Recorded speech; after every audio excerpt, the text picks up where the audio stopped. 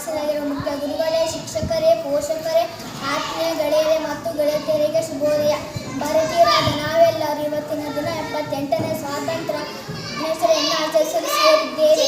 ಭಾರತ ಮಹಾನ್ ಸ್ವಾತಂತ್ರ್ಯ ಹೋರಾಟಗಾರರನ್ನು ಹಲವು ವರ್ಷಗಳ ಕಠಿಣ ಹೋರಾಟದ ನಂತರ ನಮಗೆ ಬ್ರಿಟಿಷ್ ಆಡಳಿತದಿಂದ ದೊರೆತ ದಿನವಾಗಿದೆ.